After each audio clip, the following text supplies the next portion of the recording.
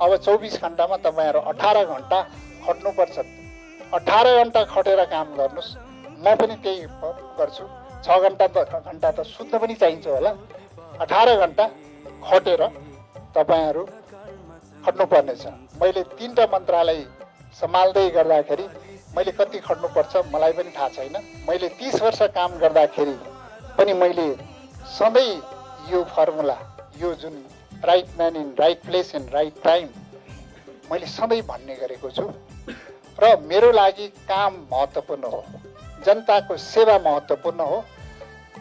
कसैले, मेरो शत्रुले पनि, मलाई धेरै अप्ठ्यारो पार्ने व्यक्तिहरूले पनि, कर्मचारी साथीहरूले पनि डराउनु पर्दैन। राम्रो व्यक्तित्व, राम्रो काम गर्नेलाई राम्रो जिम्मेवारी दिइनेछ।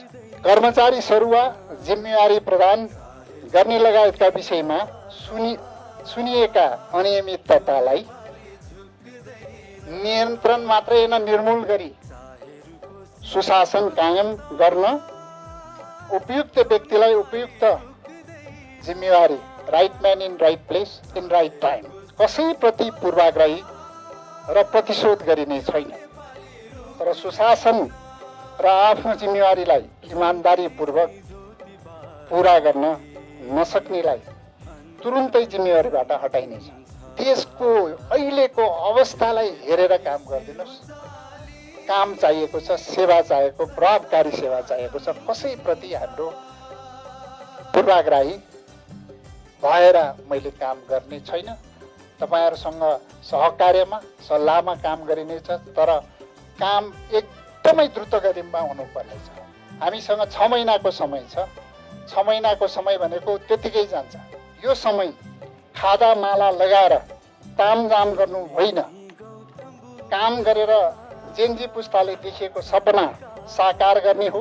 धेरै ठुलठुला कामहरू गर्छु भनेर घोषणा गर्ने आएको पनि होइन। ठुला काम सुरुवात गर्छौँ हामी। मेरो पारदर्शितामा कतैबाट क्वेसन आयो भने कर्मचारी साथीहरू र पत्रकार साथीहरूले सिधा आएर मलाई कम्प्लेन गर्न सक्नुहुनेछ। मैले एउटा ठुलो चुनौती लिएर आएको छु, सानो चुनौती लिएर आएको छैन। त्यो चुनौती